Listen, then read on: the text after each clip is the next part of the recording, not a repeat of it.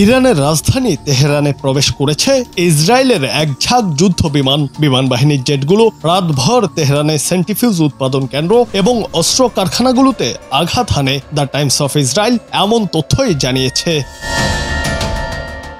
আজ বুধবার ইসরায়েলের সামরিক বাহিনী জানায় রাতভর অভিযানে 50টির বেশি জেট অংশ নেয়। এসব তেহরানে একটি ইরানি সেন্ট্রিফিউজ উৎপাদন কেন্দ্র এবং বেশ কয়েকটি অস্ত্র কারখানায় হামলা করে।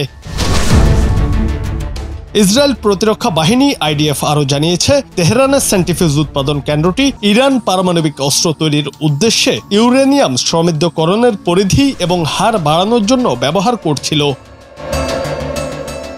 সামরিক বাহিনী জানায় আক্রান্ত অস্ত্র উৎপাদন কারখানাগুলোর মধ্যে এমন একটি স্থান ছিল যেটা খুবই গুরুত্বপূর্ণ। পাশাপাশি বিমানে আঘাত করার জন্য ডিজাইন করা সারফেস টু এয়ার মিসাইলের সিস্টেম এবং উপাদান তৈরির সুবিধাও কারখানাটিতে ছিল।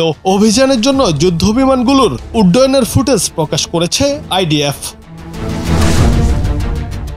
অন্যদিকে মধ্যরাতের পরপরই মধ্য ইসরায়েলে পরপর 2 দফায় ক্ষেপণাস্ত্র হামলার ঘটনা ঘটে। এ সময় ইসরায়েলের বিভিন্ন শহরে ক্ষেপণাস্ত্র বৃষ্টি শুরু হয়। ইসরায়েল ও ইরানের সূত্রের বরাতে জানা গেছে 20 মিনিটের মধ্যে 30টি ইরানি ক্ষেপণাস্ত্র বিভিন্ন এলাকায় আঘাত এনেছে।